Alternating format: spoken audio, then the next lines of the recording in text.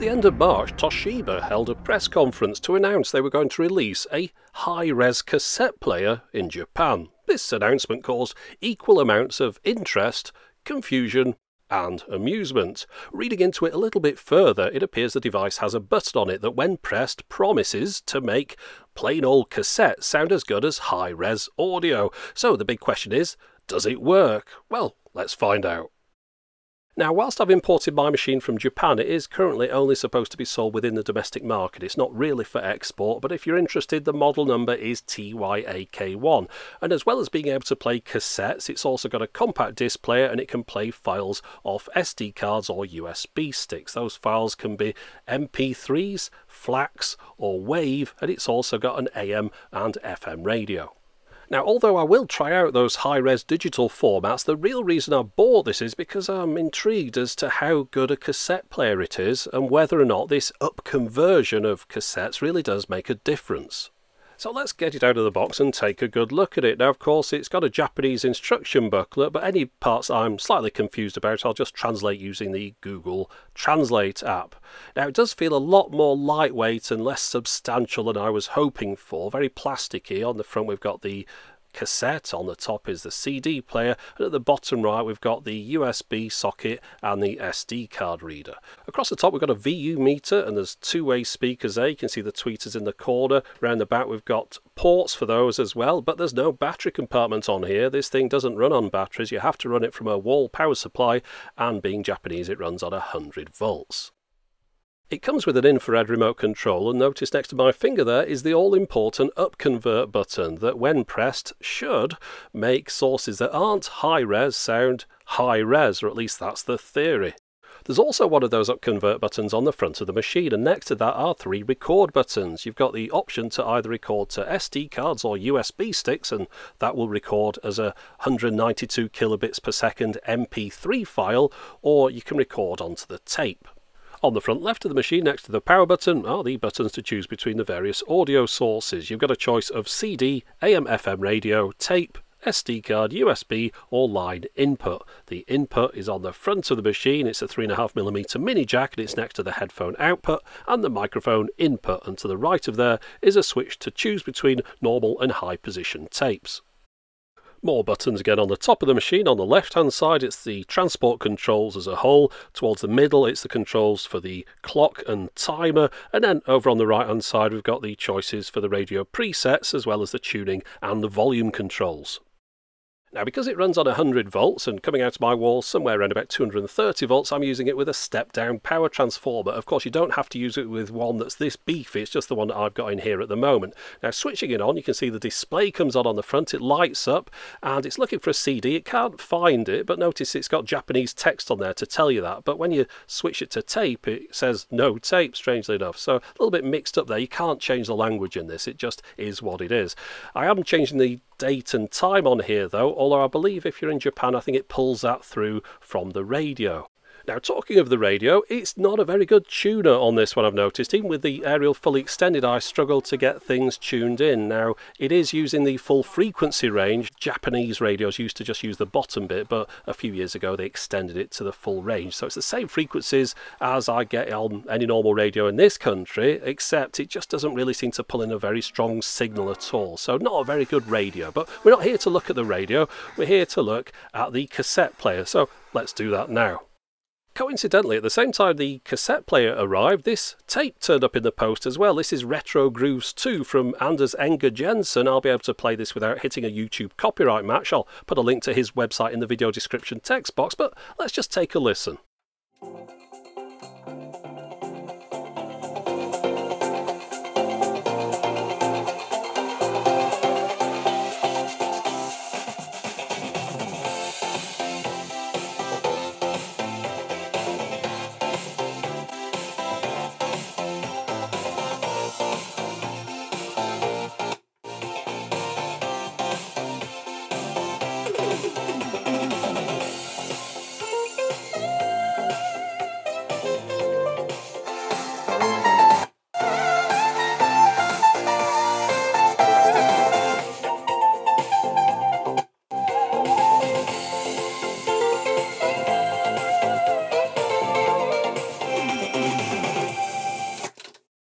Well, that was underwhelming. The up conversion didn't seem to make any difference at all to me there, but let's have a look at this cassette mechanism to see how good it is, and it isn't good. It's very low end, but I can't really say low end, I suppose, because it's just the end, because these are the last types of cassette mechanisms that are made. So unfortunately, all the good ones, they stopped making those many years ago. This is it. This is the standard now, and it's not very good. If we look at my proper machine that I've got here, it's got a 3-head closed-loop dual capstan quartz lock direct drive with Dolby S.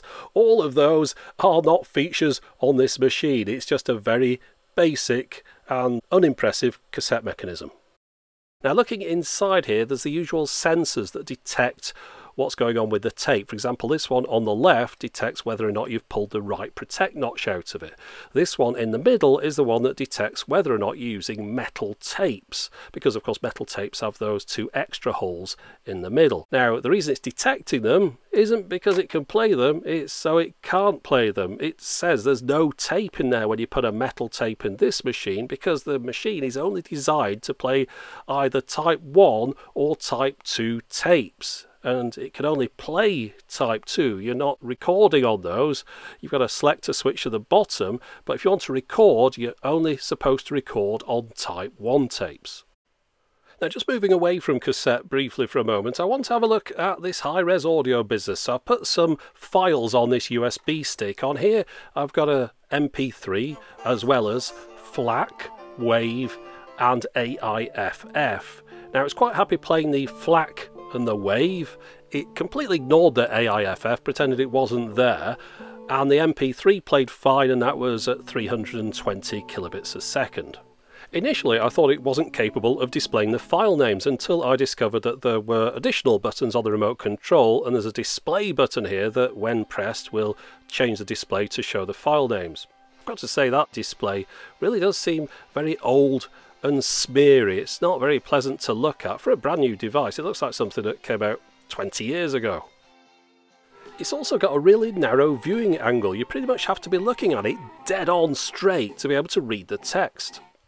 And I should also mention these recording functions in here. To record, you just hold down one of those for a couple of seconds. So for example, you could record a CD onto a tape, or you could record a tape to a USB stick, which is exactly what I'm doing now. And if you look on the USB stick, you find that you get a separate record folder. It's labelled REC, presumably in reference to the Spanish horror film. And the files it records are 192 kilobits a second MP3s. Another function that just has a button on the remote but not on the machine itself is EQ. Apparently this button, if you hold it down, will activate a mic echo, but if you just press it, it switches the sound quality. Not very specific there. I think it's perhaps supposed to be a little bit like if you were to mess around with the settings on your graphic equalizer, but of course it's just got the one setting. And if you activate the EQ, well, I couldn't really tell any difference. Again, it seemed the same to me as before, and you can even combine the EQ with the upconvert if you want to, but again, I'm just not getting it. I'm not seeing, or I should say not hearing, what's there. I even tried it over my headphones. I was sort of closing my eyes and everything. It's just not really making any difference at all as far as I can make out. But what exactly is this upconvert business supposed to be doing, even if I'm unable to hear it? Well, according to the Toshiba website, it does this, and as far as I can make out, that is a very similar function to the one in my Sony HAP-S1 digital music player, which has a function called DSEE-HX and DSEE, and if you switch those on, they're supposed to replace something that's been lost from the original audio. I don't exactly know quite what's going on, but on that, when I switch it on, it does sound a little bit better, so I'll just leave it switched on. So I'd like to give that function another go on this machine. This time I'm going to try it on a CD. This is from Candy Apple Blue. There's a link to them in the video description text box. First off, I'll just play the CD normally, and then I'll go back and play the same section with the up conversion switched on.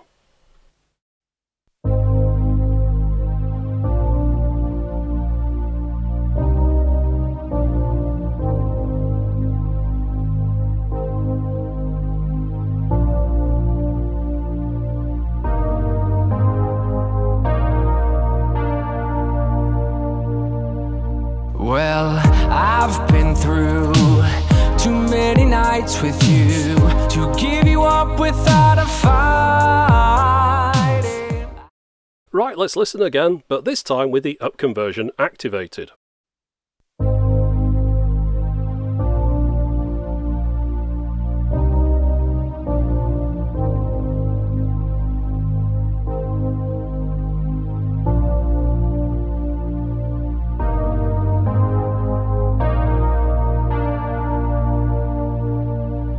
Well, I've been through too many nights with you to give you up without a fight.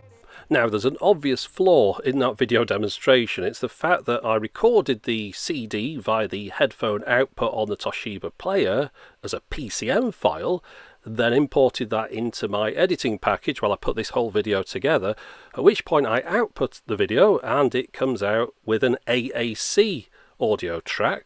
I then upload that to YouTube, and you then listen to a stream version of that that has an even lower quality than the version that I uploaded, so it's never going to sound even as good as the original CD. So trying to determine the difference between a CD and an upscaled version of the CD is going to be impossible via YouTube. However, I've got to say personally, here listening to it, I could not tell any difference at all, either over the speakers or via the headphone output. So just to double check that that upconvert button was doing something, I imported audio of a cassette being played in the machine with the standard version and with the upconvert button pressed into Audacity, and then I compared the waveforms between the two versions, and there is a very slight difference. So pressing that button is doing something, although whether it's something you'd be able to hear, I very much doubt, looking at the very slight difference between the two. But what I'll do, I'll put both versions available for you to download, and you can have a listen for yourself and see if you can spot the difference. Now, being for the Japanese market, we've got a microphone input on here so we can sing along with CDs, and it's got the appropriate vocal down button which should mute the vocals so you can sing over the top of the backing track. Although it doesn't work very well, just have a listen to this. How come you're not talking to me anymore? How come you're not talking to me anymore? Now, going back to cassettes, there's one feature that I thought was on this machine that either doesn't work or it doesn't have, and it's the ability to skip to the next track on a tape. Now, this is a feature that I've got on this machine. The idea is you press the button rather than the fast forward button, and it skips along, and once it finds a blank section of tape between two tracks, it then rewinds a little bit and you can get to the next track.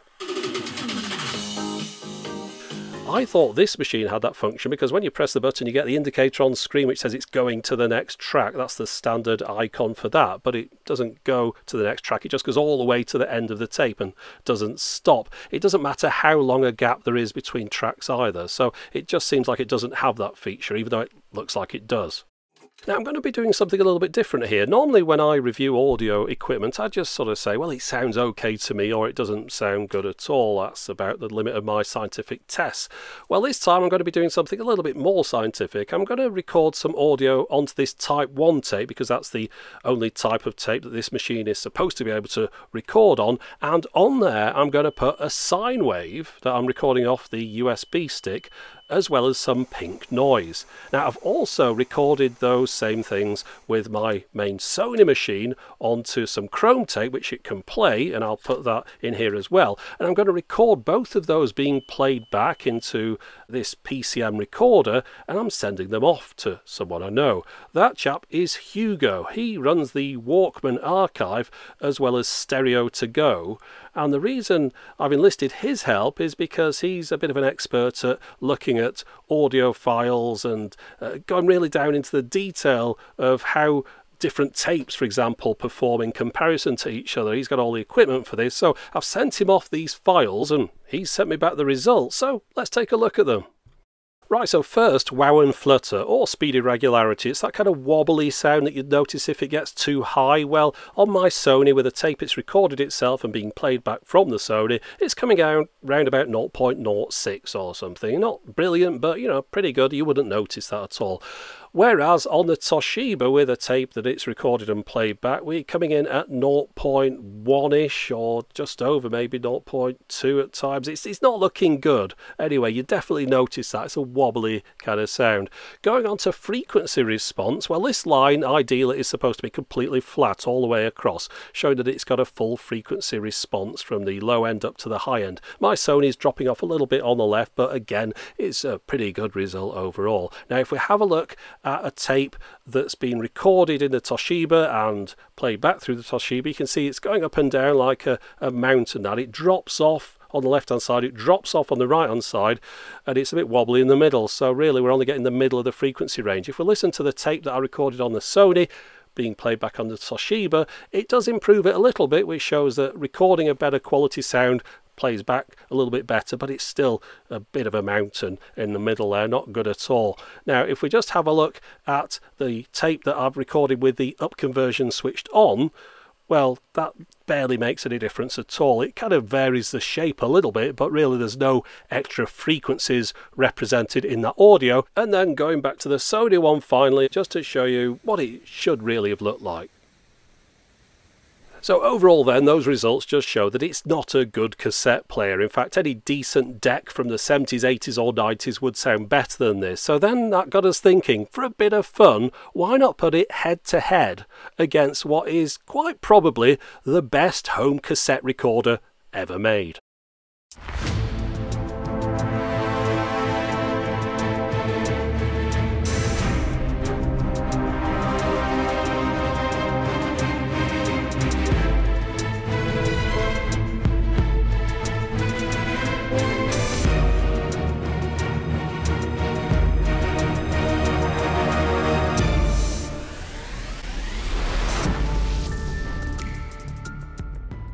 Yes, it's the legendary Nakamichi Dragon, and the one that Hugo's got has even been modified, so it's even better than the factory spec. What we're going to do, we're both going to record Busted. It's a track from the YouTube audio library. He's going to record it on his TDK SA-X. I'm going to record it on a TDK SA-90. He'll be recording it in his Nakamichi Dragon and playing it back from there. I'm recording it in the Sony K333 and playing it back from the Toshiba machine.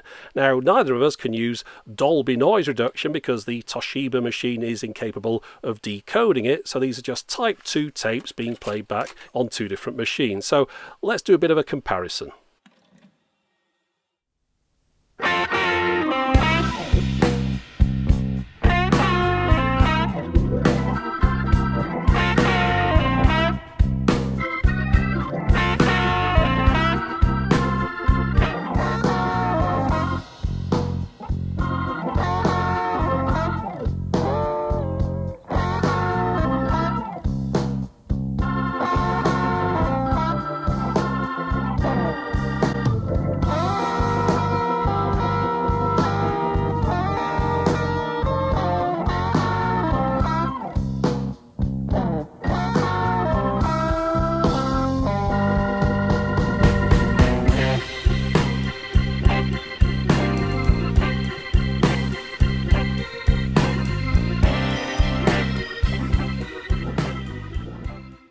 It's hard to know how well that's going to come across on YouTube. After all, we start off with a 320 kilobits a second MP3 file. We then convert that onto analog tapes and then put it back into the digital domain again. So hopefully the differences are still apparent by the time you listen to it at the other end. One problem I had putting that bit together that I didn't anticipate was the fact that the Toshiba machine was running just a little bit too quickly. So by the time the track reached the end, the machines were out of sync with one another. Just have a listen to this.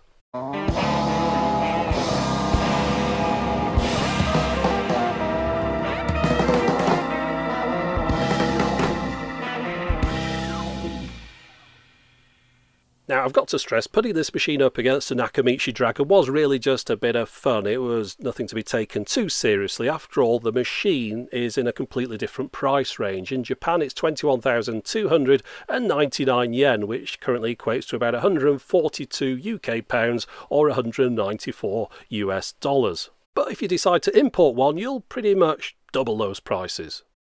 So in summing up, I'm a little bit annoyed by this device. Now, it's not expensive over in Japan, but despite that fact, it doesn't really do what it sets out to do. For example, they call it a high-res audio device, and while it can play lossless FLAC files, I'd challenge anyone to be able to spot the difference between those and 192 kilobits a second MP3 when they're being played back through this. And I haven't yet mentioned those speakers. They sound like they look. They're small plastic speakers. They aren't terrible, but they don't impress in any way, and I can see why they limited the volume to such low levels, as this case has a tendency to rattle and resonate when reproducing certain bass notes. The overall construction is about as plasticky as it can get, and the only bits of metal are the speaker grills and the aerial. It's not the good kind of plastic either. The finish is about as low end as it goes. I mean, I nearly cut my finger on the sharp edge of the cassette door, and you can see on the CD lid at the back where it's been taken off the mould. And I really don't understand why they'd make a portable machine, but then not give it the ability to run off battery power. And I've seen better LCDs on a Tamagotchi, and while I do like a VU meter, the one on here is just for show because the machine doesn't have manual recording level controls. And finally, that big headline feature, the up conversion. Could you hear any difference? If so, you're doing better than I am. So it's another sad day for cassettes, a format that still has the ability to sound amazing, but it's just not going to do it on a machine like this. So my apologies for ending on such a down note, but I've done what I set out to do at the beginning. That was to find out whether the Toshiba TY-AK1 sounded any good, and the answer is no. So that's it for the moment. As always, thanks for watching.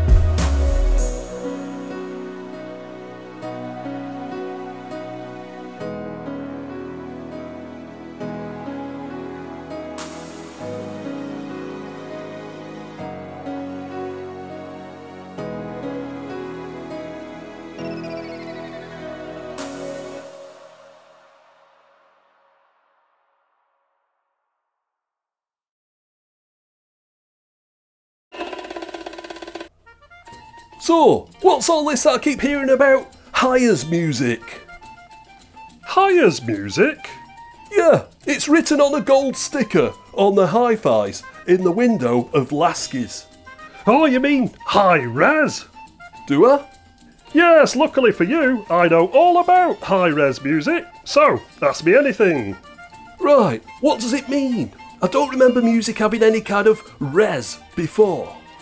Well, high-res means that it's got more res, much more than low-res music, which means it sounds better. Higher things are always best. Like cholesterol. Well... So are CDs classed as high-res? CDs! Get with the times, old man.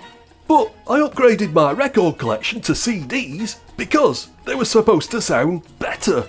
Ah, but then you ripped those CDs to MP3s, and MP3s sound rubbish. So, can't I just go back and play my old CDs? No, they're not high-res. They're all 16-bit. It's like listening to pixel art. How many bits is high-res then? Oh, all of them. At least 1 million. Oh, and what high-res music can you buy? Well, it's mostly stuff that they recorded onto tape in the 60s and 70s. Why is that? Well, the 80s stuff was digitally mastered, so it could only ever sound as good as a CD. You seem strangely knowledgeable about this subject. I read an article. But still, it's out of character. It's like you've got an agenda. Look, just go with it. Oh, okay then. What about new music? Has that been recorded in high res then? Do they even make new music? I don't know. I haven't seen Top of the Pops for years. I think it got replaced by Minecraft. Oh right. So, if I want to get into high res, what do I have to buy? Well, you need to buy a new amplifier and speakers, Is that it? and you'll need a source. Like barbecue? Your room will need to be acoustically perfect, and you'll need to connect it all up with diamond-coated cables that have been kissed by the Pope. This sounds expensive. Ironically, it is, Why is that ironic? because the kind of people who can afford it are your age, but they can't hear high res. What? Exactly. Old people ears can't hear all the frequencies, so you might as well be listening to an 8-track. Flippin' heck. Would you be able to hear it properly? Probably, but I'm not going to spend a fortune just to listen to some stuffy old music that's recorded by hippies. Right, so, let me get this straight. I could afford it, but I can't hear it. You can't afford it, but you could hear it, but you're not interested. Yep, that pretty much sums it up. It sounds like it's going to sell like hotcakes.